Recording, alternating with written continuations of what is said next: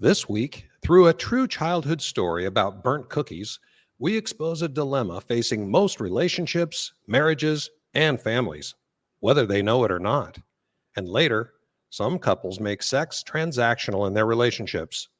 Welcome to the talking phase.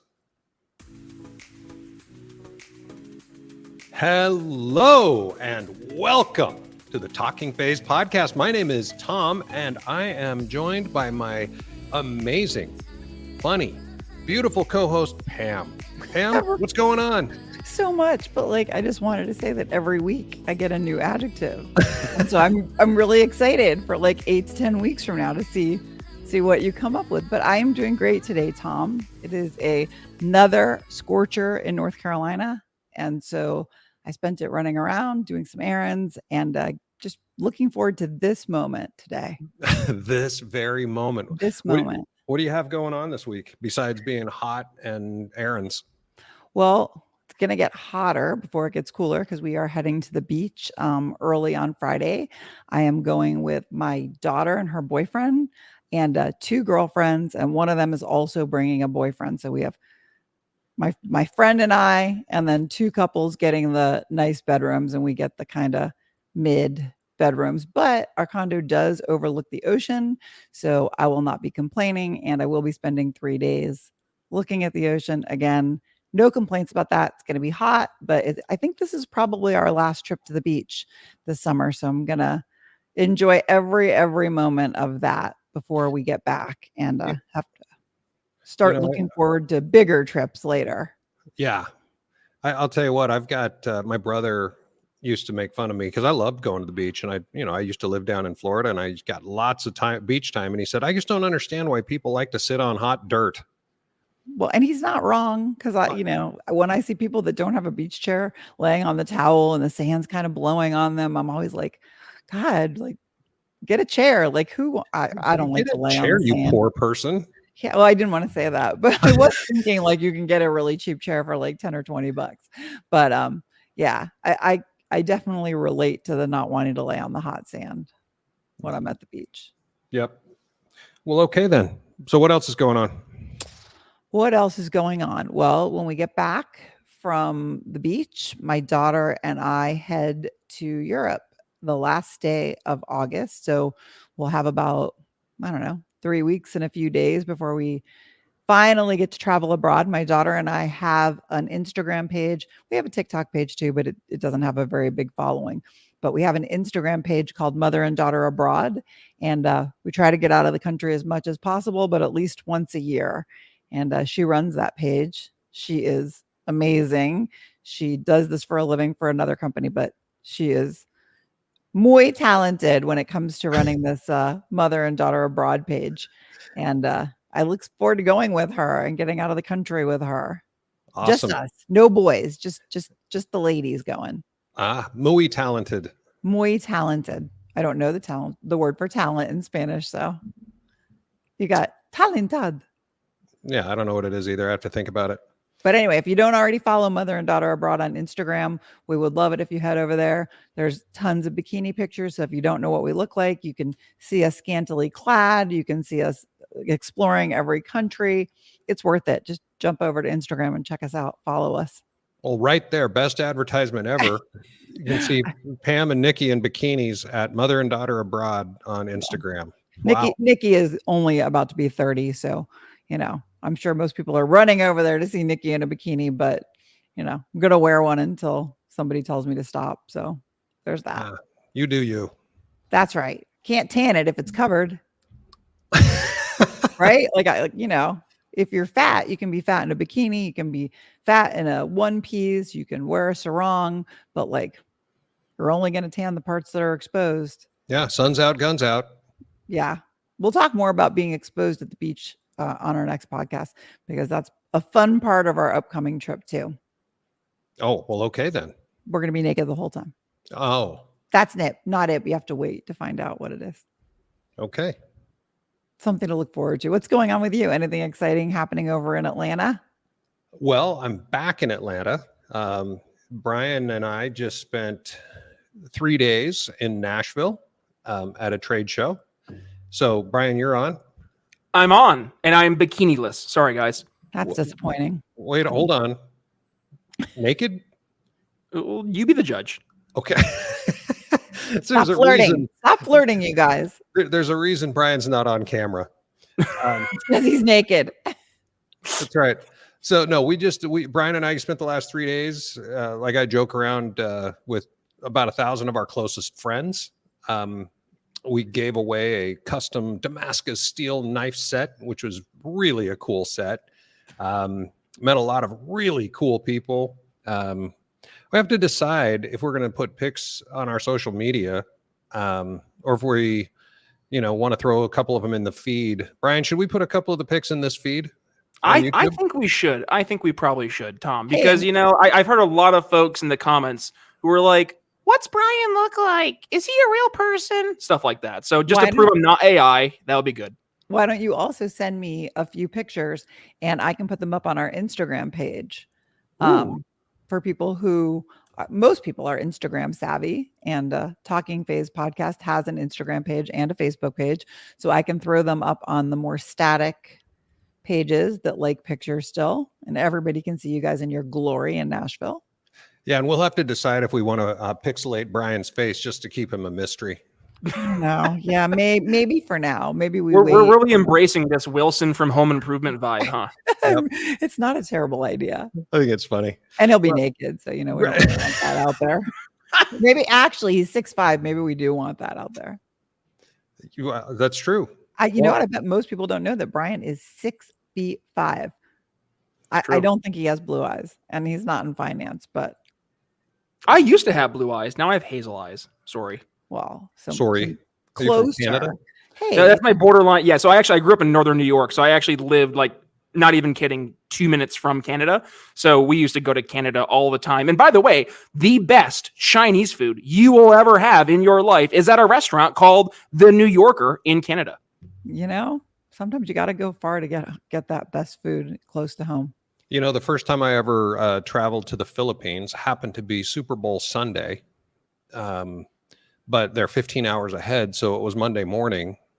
So I was opening the country for this company I worked for, and so we had a Super Bowl party that started at 6 a.m. at an Irish pub in downtown Manila, Philippines.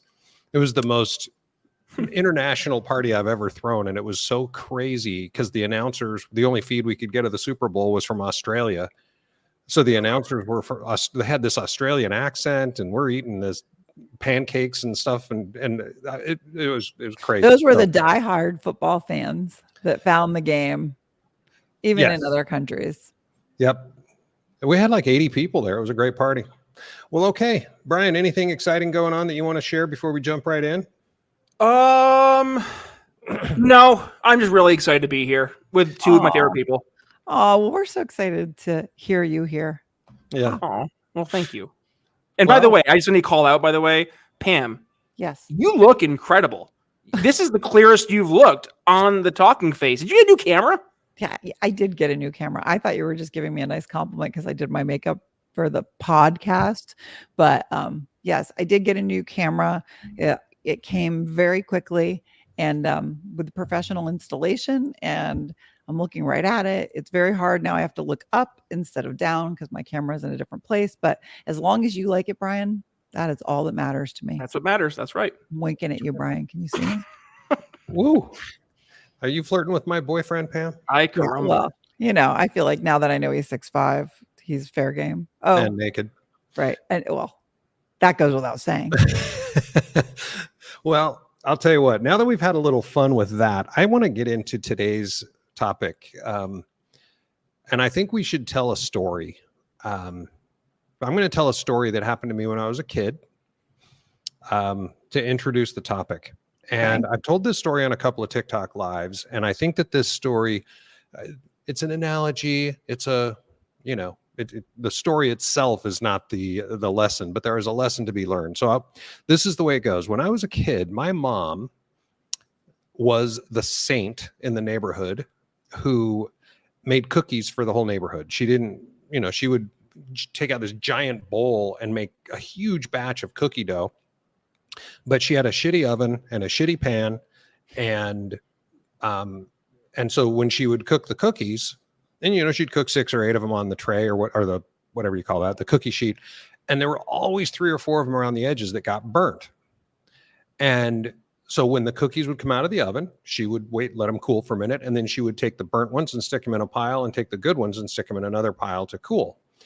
And then once they were cooled, she would take the good cookies, put them on a plate, wrap them in cellophane, and hand like a plate to me and say, all right, Tom, take this over to the Schultz's house or to the Mortenson's house or, whatever around the neighborhood. And, we'd all be running around the neighborhood delivering the good cookies. And the treat that we would receive, our reward, was that we would get the burnt cookies. All the kids, we would sit around and be excited that we got to eat the burnt cookies. Oh. And I remember I was like 10 or 11 years old, and I went over to my friend's house, the twins who lived next door. We were best friends, and their mom, Louise, made cookies for us, and they weren't burnt.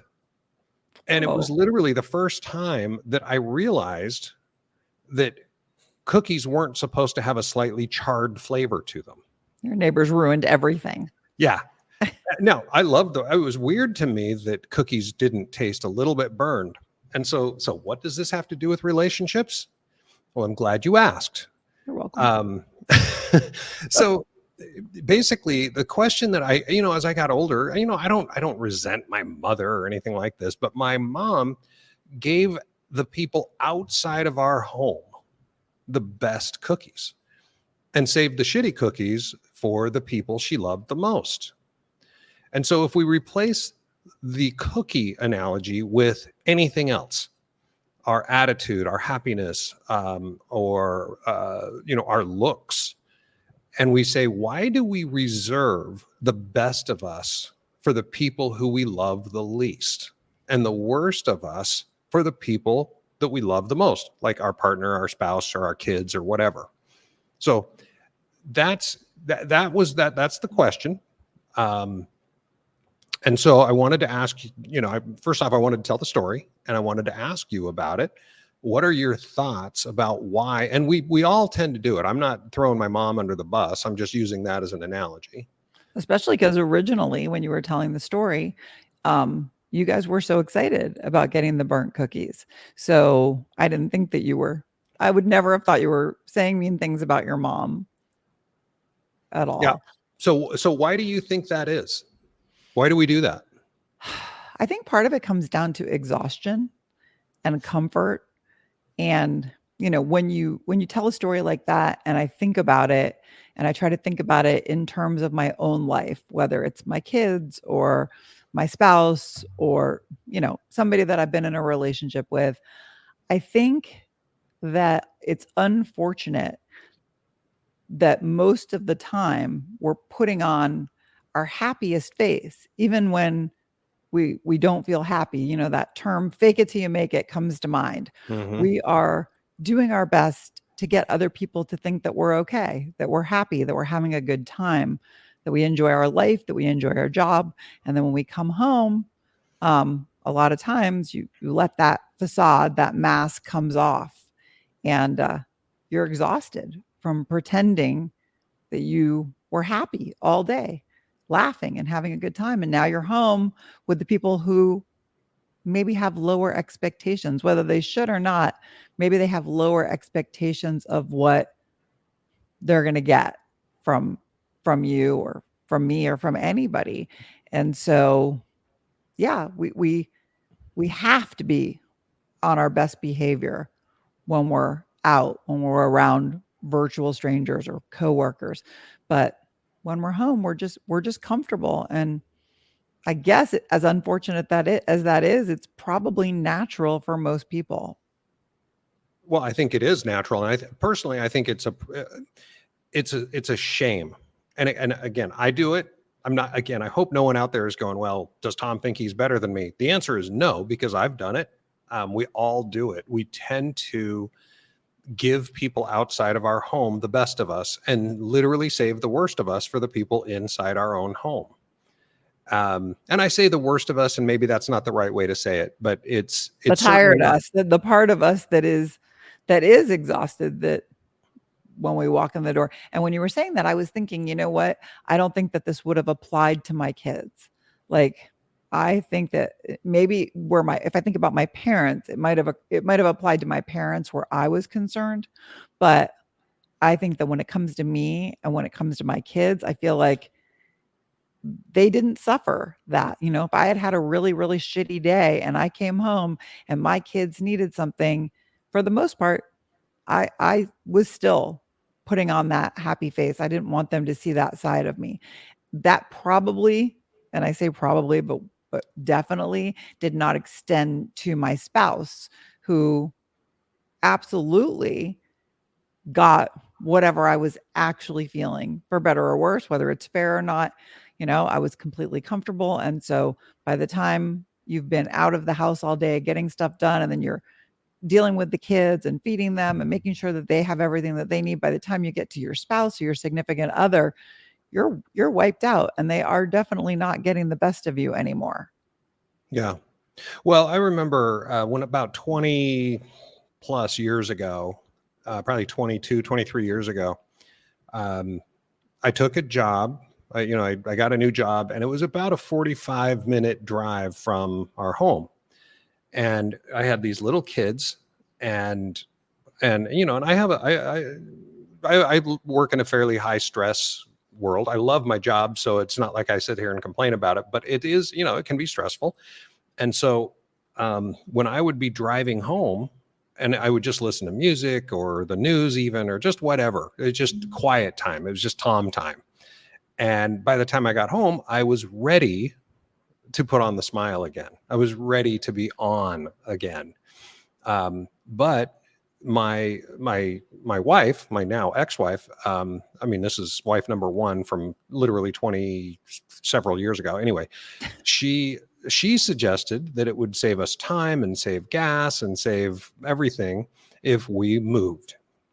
And so we bought a house that was literally 5 minutes away from my new office and moved out there. And so the theory was great, but then I would leave work and I'm home 5 minutes later. I did not have that Tom time to decompress. And so when I got home, all of a sudden I've got two little babies, two 6-month-old twins, and she needed a rest. And so instead of getting time for me to decompress, I was expected to give her time to decompress. And so neither of us got a chance to decompress.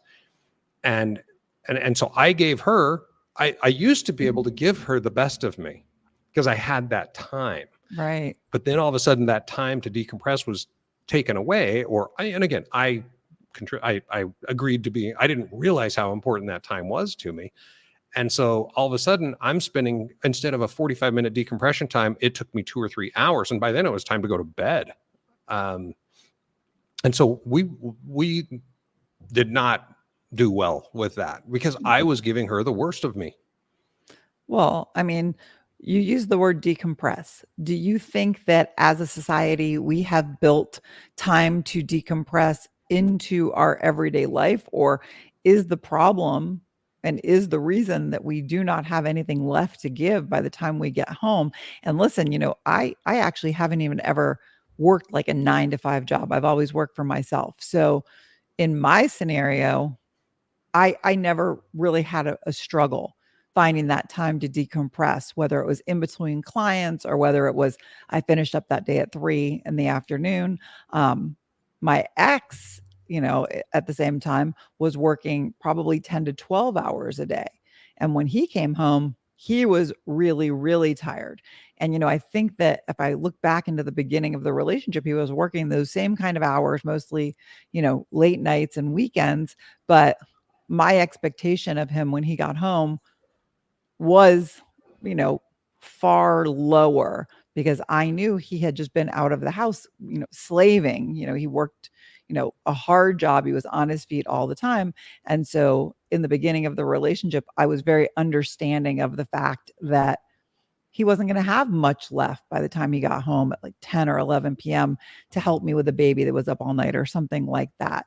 But, in thinking about the whole theory, my real question to you would be, do we only start to give our significant other, or if you're in a relationship, whether you're married or just dating somebody or living with them, do you find that you're able to give that person more in the beginning of the relationship when it's still new and exciting, and you only want to show your best foot forward, just like you do when you're at work or, around those coworkers?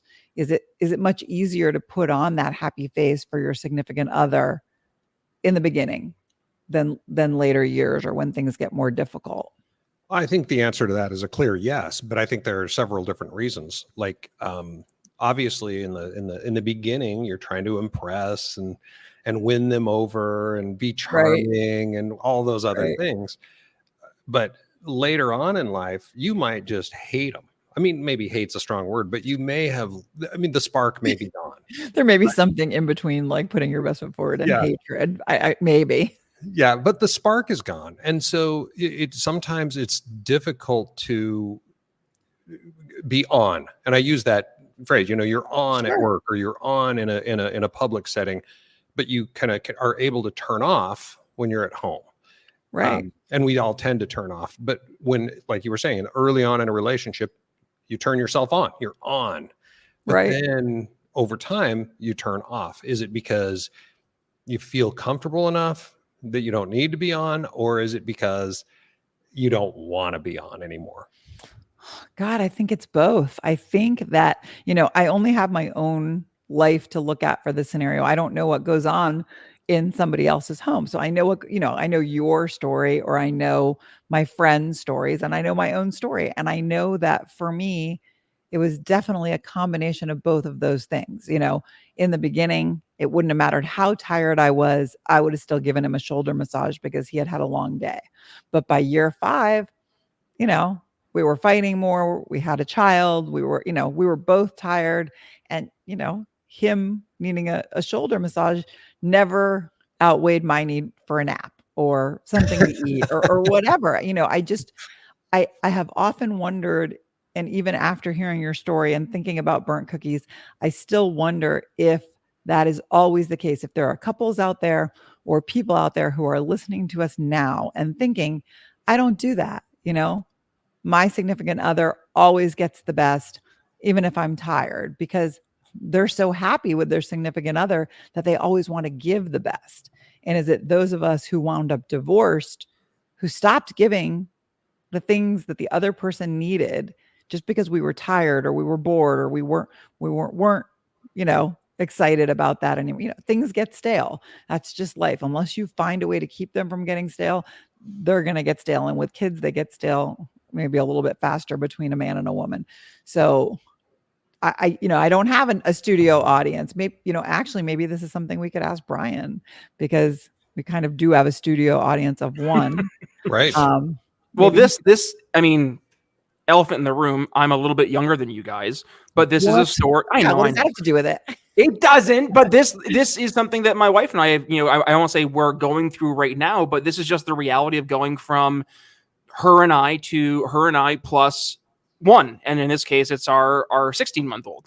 Right. And it was a huge change, right? Because when your only priority and focus is the other person, and then all of a sudden now you have a little tiny human being that needs everything from you in terms of literally anything they could possibly need: food, attention, comfort, shelter, like everything that baby needs is going to come from one of us. And there is something there where it's at the very least a big change and a restructuring and reprioritization.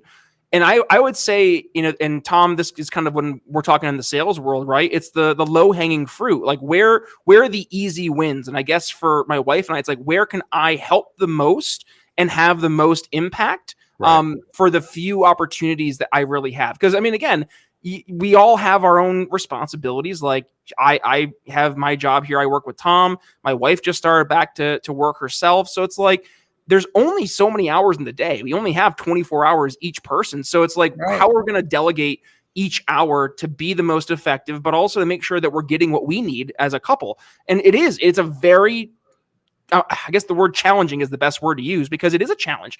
Making sure that you're balancing things delicately while also trying to be the best version of yourself and all the other different areas that we had to prioritize, whether that's work, that's family, that's your relationship, whatever it may be, to be the best version of yourself at all times. It's frankly exhausting, but Yeah.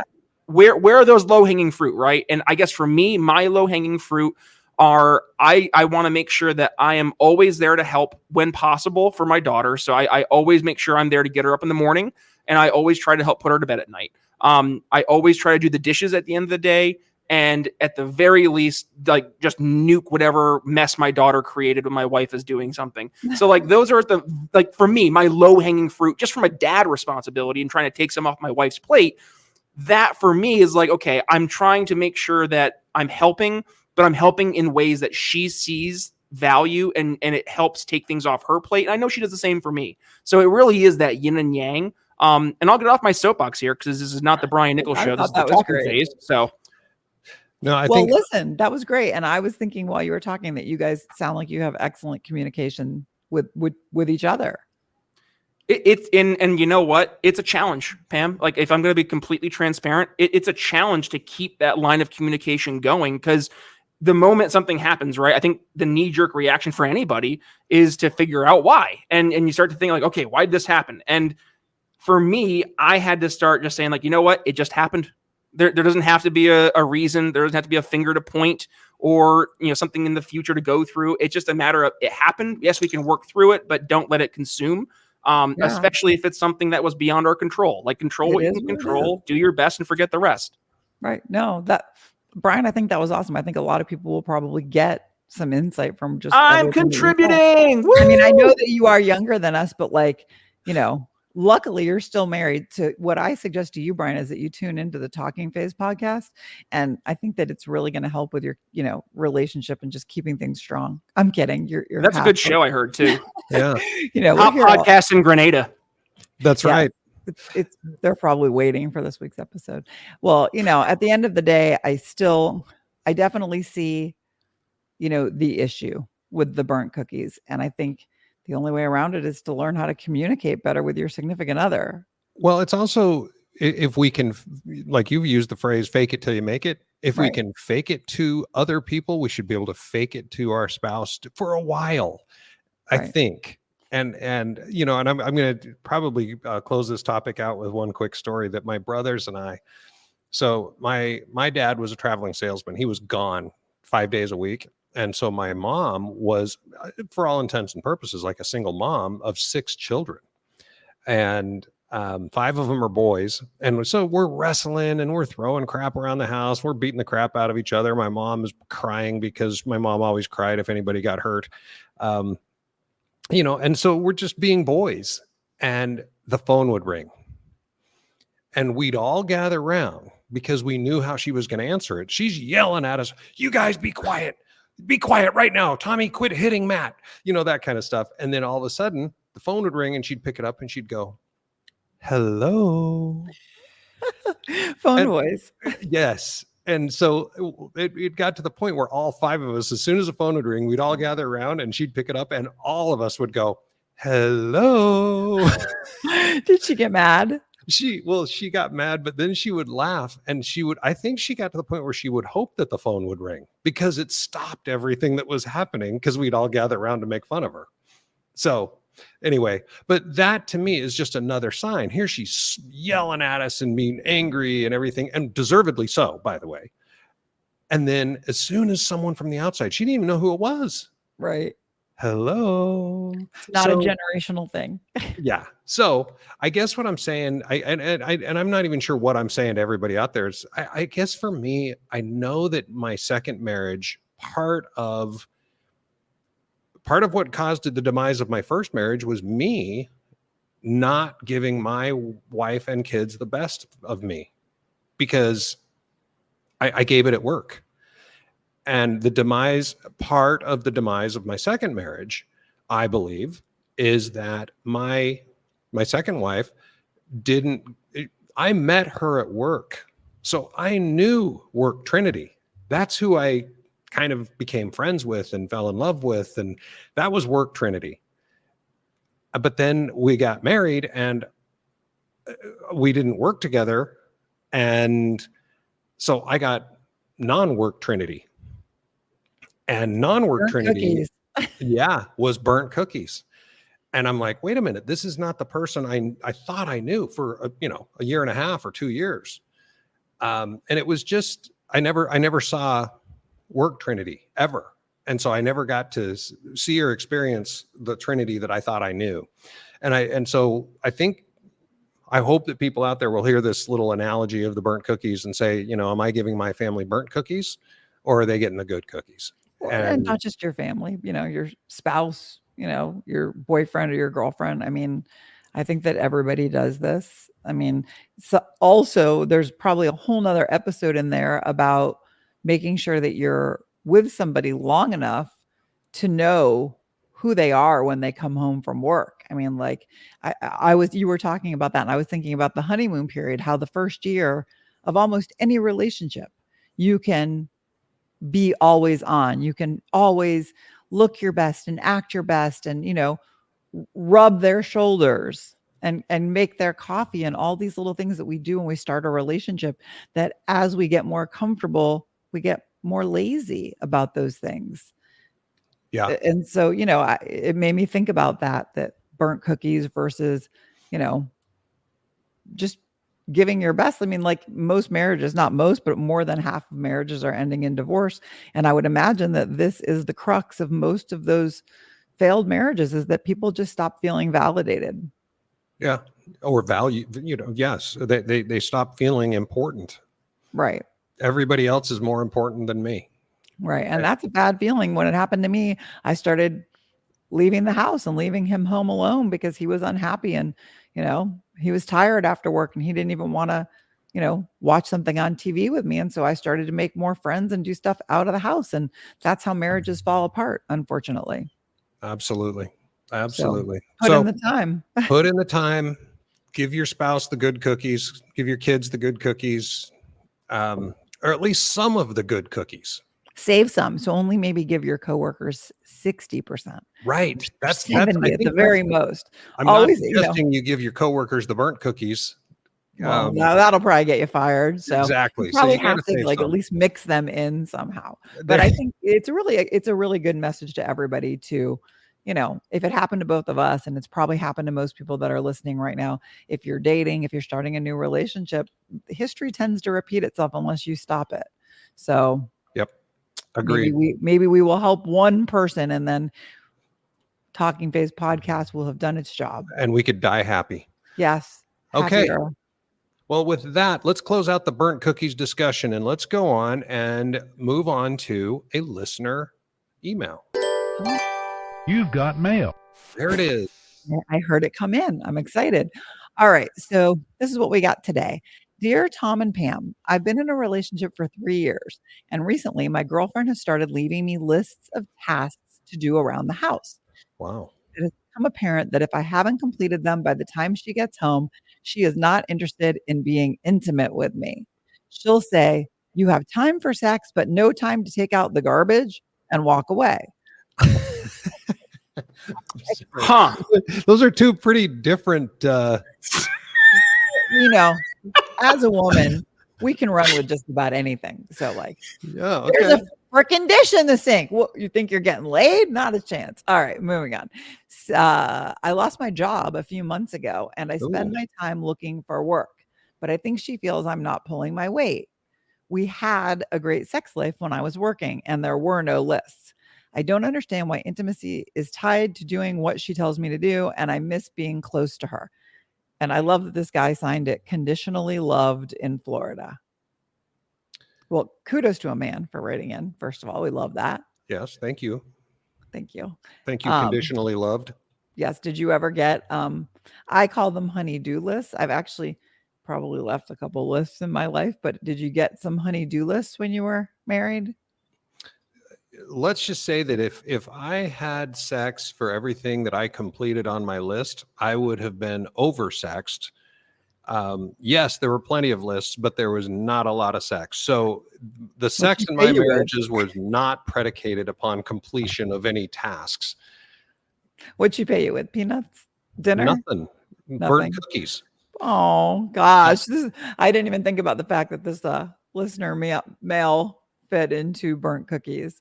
Yeah, neither did I until you asked me what I got paid with. Yeah, I mean, honestly, I think are they married? Oh no, It's they're just a not even. boyfriend, or Gosh, and lately I've gone back to check and see if the people are married or not, because I feel like the time to catch these things is before you marry somebody. And they're not married yet. I don't know. I'm really stuck on you have time for sex, but no time to take out the garbage. I'm grateful that no one has ever said that. I've never said that to anybody.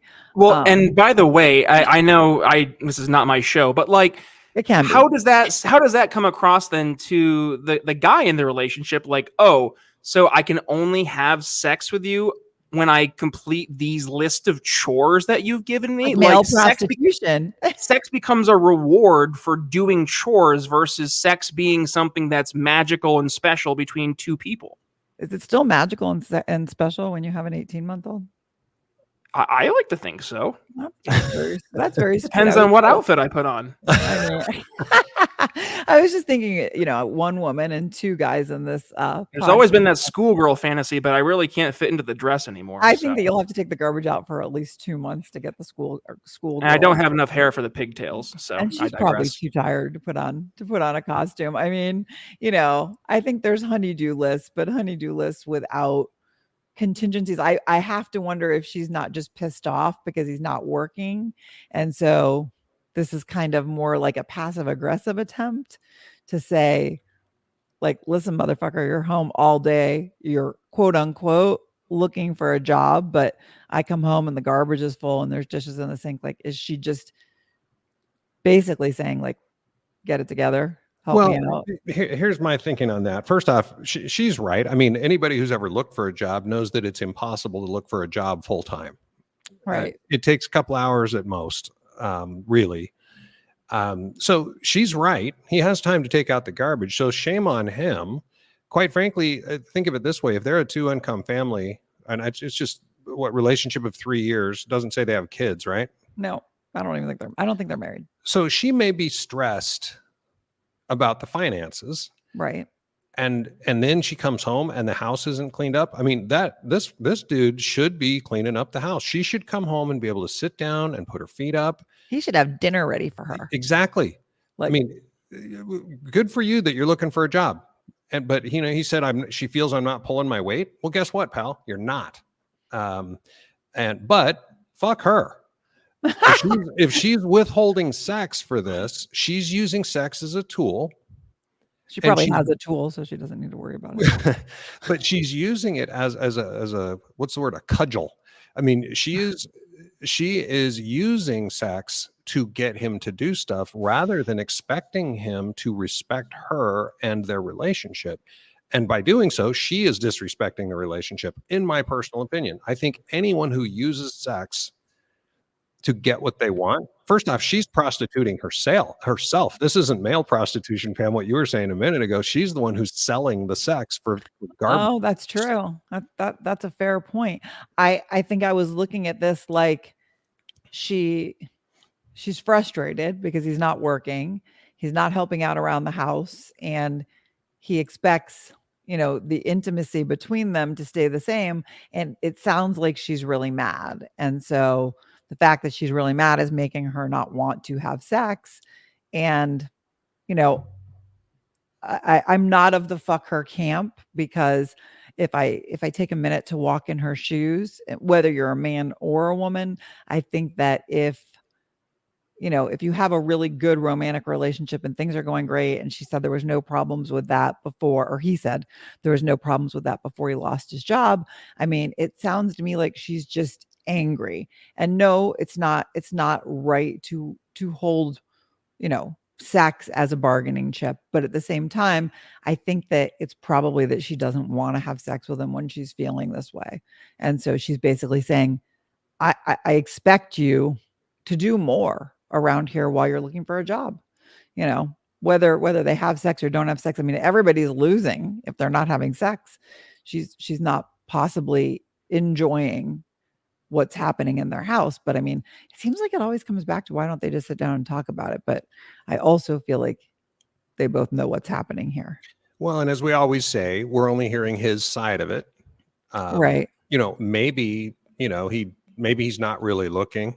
Maybe he's holding out for, he's never made more than $25 an hour and he's holding out for a $300,000 a year job or some shit like that we don't know. Right. But in the meantime, he should literally be, I mean, back in the day of the boomers and probably early Gen Xers, women were still staying home and cooking and cleaning, and dinner was ready when the man came in the door. And maybe she's kind of a throwback to that time, and she has expectations where, listen, you're the house husband or the house boyfriend right now. So while I'm out there working and bringing in the money to pay the bills, you need to be doing everything else, and you're doing nothing. Right. And like I said, I agree with her. If he's Right. if he's not at home, or if he's not working, he should be working his ass off to make sure her life is as carefree as it possibly can be, because he knows that the financial stress is going to be there. So he should remove everything else as a stressor. And that's the way I would try to work through this. No, but I agree with you. You just, these people, everyone that writes us these notes, conditionally loved. Yeah, conditionally loved. But everyone else that we've received messages from, sit down and have a conversation. Because if she's withholding sex now, the way he wrote it, I thought was funny. If the tasks aren't completed by the time she gets home, she's not interested in being intimate with me. Because she's pissed. She comes in, nothing's done. She's already mad. Her right, but is it every night? Is he Right. expecting it every night? Well, I certainly don't know. I don't think so. I don't think anybody that's been in a 3-year relationship is expecting it every night anymore. But I think she's pissed every night. Yes. Well, but it's just the way that he wrote it. Have you ever been in a scenario like that? Because I have been in a scenario like that. Not where I was out I will never say I was out slaving away at a job, because I've never really done that. But I have had times where I've been in a relationship with somebody who was unemployed for a while, and we were both home, and the other person was looking for a job. And it's very trying when you go from a 2-income household to a 1-income household. So I just read this as, talk to your girlfriend, find out what her expectations are, tell her you miss the intimacy with her and that you would like to get back to that. And, I'm really sorry. She's probably gonna just come up with a list for you and say, these are things that have needed to be done for a long time. We were both working. We didn't have that time, but you have it now. So let's get it done. Like, what is he supposed to be doing when he's not spending those 2 hours scrolling? Is he supposed to be watching TV? I agree with 100% of that. I'm going to add my final thought is ditto to what Pam just said, but with one caveat, and that is, find out if you've been at it for 3 years. Is she one of these people who believes sex is a transaction? Because if she treats sex as a transaction right now, she may treat it as a transaction later. And you're not married yet. Right. So I say to my daughter all the time that the things that happen before you get married are a really good indicator of how that person's going to be as a spouse. How they fight. Like if somebody fights dirty while you're dating, they're going to fight dirty when you're married. And so those are the things that dating was invented for, for those people who are smart enough to take the time to really get to know somebody before they get married, and they know exactly who they're marrying. Yeah.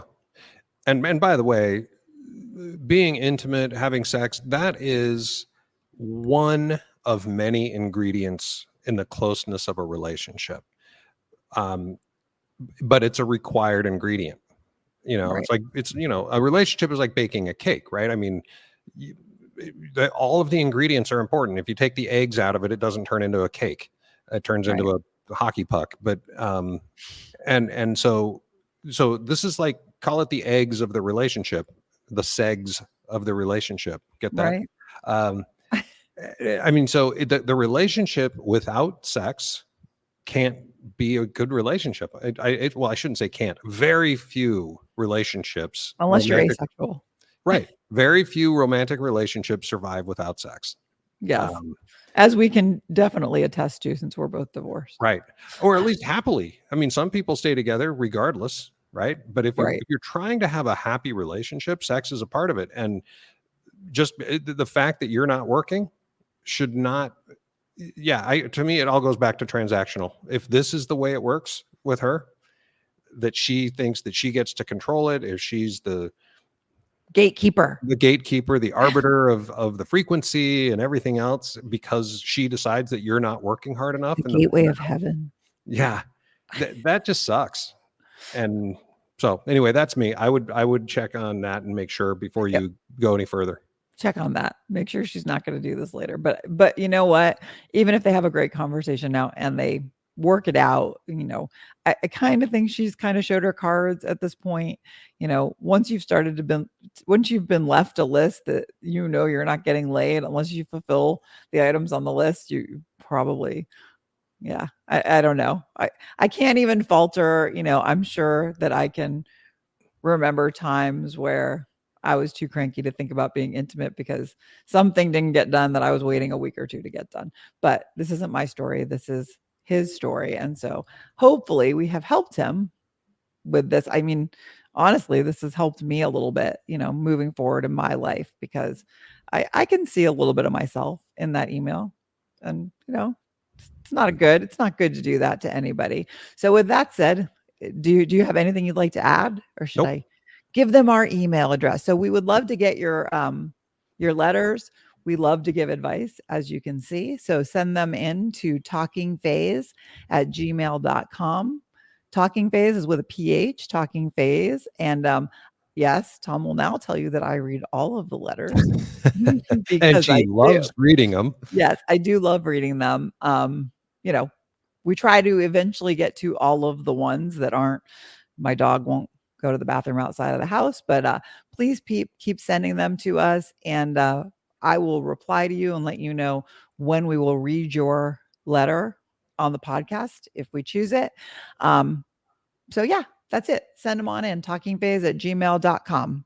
Outstanding.